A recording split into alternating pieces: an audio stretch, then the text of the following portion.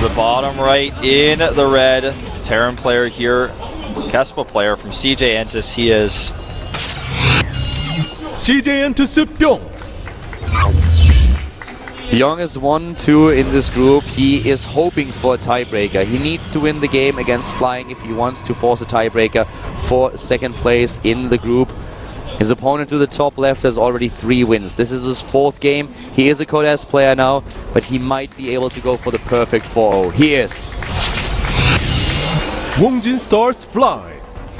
If Flying takes the game, then Su will advance in second place, and Sniper will be 3rd place, getting a potential wildcard for a wildcard group if it is going to happen. Still, there's no final decision on that. no final decision just yet. To the top left, we have Gateway first for Flying. And Flying has shown nothing but good build orders in this group. Not to say that he can't just go Nexus first and then play a normal game and play late game on 4 or 5 bases, but he's thrown his opponents off. He's thrown them really for a whirl here in the group, and I wonder if he's got one last trick up his sleeve for Bbyong here. I feel that he prepared for all his games very, very well, and I want to see what his idea is going up against Bbyong now. This is definitely a player that has improving quite a bit over the recent past, and he has shown today that he is a strong contender. I did not believe that he would be able to go in the first spot in this group, but he did it. He pulled it off. He has a 3-0, and he is looking stronger than he ever did. Yep, looking really strong. It's just nice to see him prove this much. He's just getting a lot of momentum, and I can't wait to see him in Heart of the Swarm. I feel if he prepares very well for Heart of the Swarm, he could be one of the main contenders in the next Code S season, or at least go a long way. He could, and he's on like this in this group.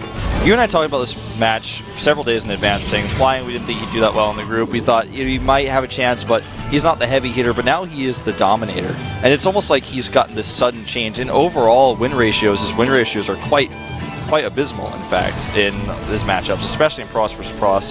He's lucky that Rain leaves the group, but he's just suddenly showing, ever since his game against Stefano, this resurgence, this ability to play extremely well. It's kind of strange even. What we currently have is him actually heading in there and trying to maybe take down a Marine or 2 before the bunker is done, but that doesn't really work out. The SCV just finishes the job in time, but at least a few scouting information for Flying. That's what he's getting out of this. Yep, we'll see the gases, knows there's no 3rd command center, and this is pretty important. I like this because he's able to just really get in and scout. Nothing else, nothing more. His second Zealot, since he's been so distracted, will actually get up here, and he can fight the Marines with this. Does not want to attack the bunker. That's definitely not what he wants. Yeah, the bunker doesn't really help him. Tries to take down one of the Marines. Doesn't really happen. Gets into the bunker. But there's already the Stalker in his way, and this SCV has no chance if the Zealot actually intercepts it, and that's exactly what's going on. Ah, kill steal right there. Kill steal, that's actually... That was a tease. The Zealot was like, oh, you gave him right to me. Stalker says, nah, it's mine. Yeah, it was actually not really a kill steal. I mean, it was an attempted kill steal by the Zealot, but the Stalker is a bit faster. He's just the Zealot's watching. He's like, oh, really? Oh, Stalker, man, you're so nice. Stalker's like, nah, I'm just messing with you. I'll take it. Mine. Well, that Zealot is his disciple, as you can see by the rank indicator here. Factory goes up for Flying, or rather not for Flying, for Bbyong. He wants to go into Medivacs right away. He's even got the reactor coming down. Or we could see Hellions. We've seen this a little bit more often recently, just reactored Hellions. We could actually see that, but for the first thing that we have for Flying is additional gateways before he goes into a robotics to scout what's going on. So far, it doesn't really look like he's going for too much gateway aggression, but we could actually see Hellions coming out of Flying here. We won't, though, because the Tac Lab has now been added to the factory, but it's definitely a style that has been used a little bit more often in the late Wings of Liberty, Terran versus Protoss. He's going into, it looks to be, siege tanks. Yep, there's the first tank. He starts siege mode immediately as well. And 3-4 gates going up for Flying here. Oh, look at this. This is actually going to be gateway pressure. This is going to be really funny. Yeah, this is basically an all-in, and against siege tanks, this is not going to be good. I don't think I have ever seen a Terran player go for siege tanks this fast in the matchup against Protoss. Not after a 1-Rax expand. Yeah, exactly. If you go for a 1-base play, then yes. Then we've seen this several times. But with an expansion, going into siege tanks this fast... The only time I've ever seen He's going into mech. Yeah. He's going into double factory mech now against a Protoss player. this is going to be rough because the siege tanks, yes, they will help him, but because he's losing so much production time here with no additional barracks, the attack is going to be difficult to hold. He only has a few Marines out here. He has the bunker. This is mode will be ready. This is more than only interesting. This is a bit crazy what we're currently watching here. Flying is going for a massive attack on gateways, whereas Bbyong, on the other hand, is going into the fastest siege tanks that I've ever seen in this game, and mech of all things. He's going into double reactor Hellion production. Someone tell Atosis what's going on. He's definitely going to watch this. Yeah. Well, this might just end everything. The Zealots tank. The sentries are not going to be able to take very much siege tank fire. He's splitting them.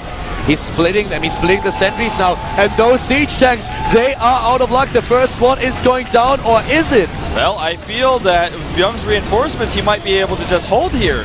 The bunker, he's not microing, like, at all. The siege tank is down, but he's still holding the bunker. That was poorly done by Flying, I feel. Flying could have done a little bit more here. He's swapping in the next round of units, and so far we only have one siege tank left.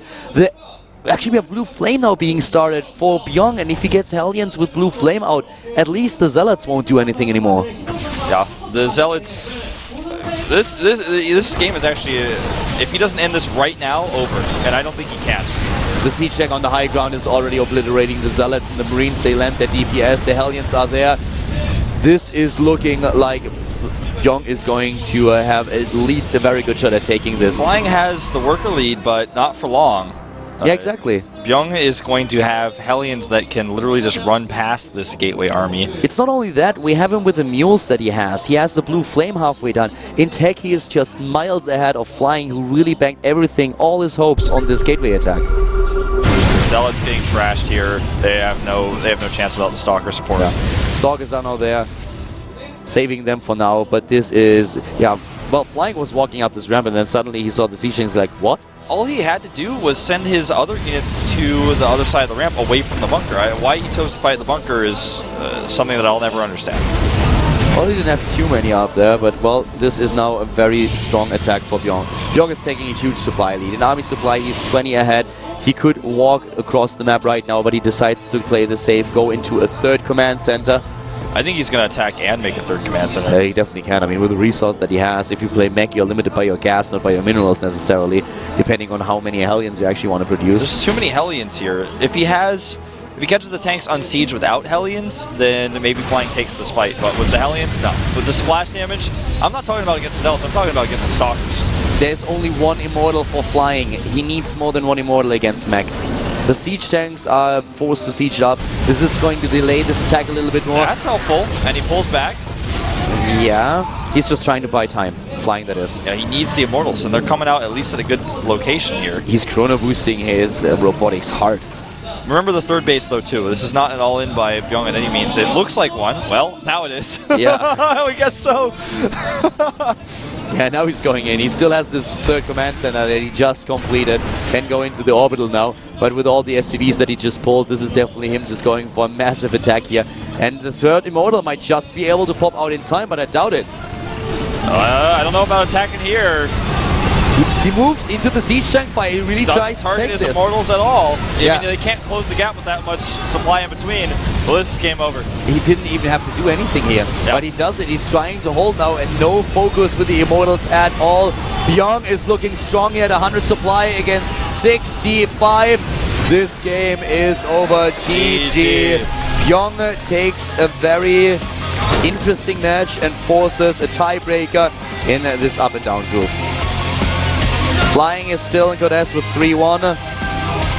Well, this was a all-in that failed. Bbyong is very happy with the situation that he is forced at the very least. Yeah, we have a tiebreaker situation between Sniper, Bbyong, and Su. Once again, it's 2 Zergs and 1 Terran player.